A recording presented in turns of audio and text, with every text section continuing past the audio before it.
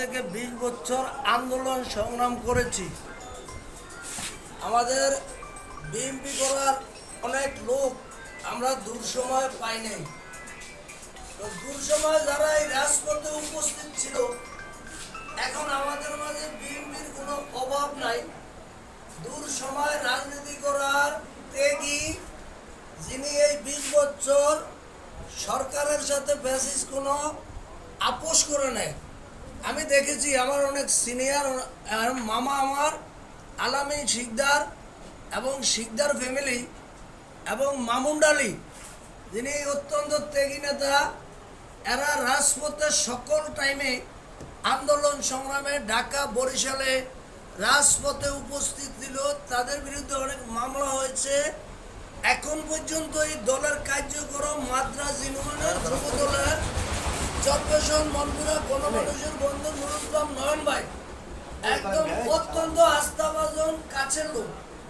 তো মাদ্রাজ ইউনিয়নে যখন আমি দেখেছি, যখন মাদ্রাজ ইউনিয়নে নুরুল ইসলাম নয়ন ভাইয়ের হাতে গোনা অল্প কিছু লোক ছিল, এর ভিতরে চরপেশন উপজেলায় এর ভিতরে এই শিকদার ফ্যামিলি সবচেয়ে এই নয়ন ভাইয়ের জন্য মাদ্রাজ ইউনিয়নে মানুষের দ্বারে দ্বারে ভোট চাওয়ার জন্য, এবং নয়ন ভাইয়ের বিগত দিনের এই সংগঠন, যিনি কেন্দ্রীয় যুব দলের সাধারণ সম্পাদক, এই দলের সংগঠিত করিয়া আজকে চরপেশনে নয়ন ভাই নির্বাচিত এমপি। তো আমাদের ভিতরে এখন অনেক হাইব্রিড বর করছে, হাইব্রিড বর করেছে। এই হাইব্রিডে বিগত দিন যাদেরকে বলেছি যে আপনারা রাজপথে থাকবেন কিনা, আন্দোলন সংগ্রাম হবে, বরিশাল ঢাকা যাবেন কিনা, আজকে প্রোগ্রাম আছে, তারা আমাদেরকে বলতো যে ভাই আমরা রাজনীতি করি না, পেটনীতি করি। 5 তারিখের পরে তাদের জন্য এখন চেয়ার পাওয়া যায় না, তারা সবচেয়ে বেশি তাদের এখন আবির্ভাব হয়েছে।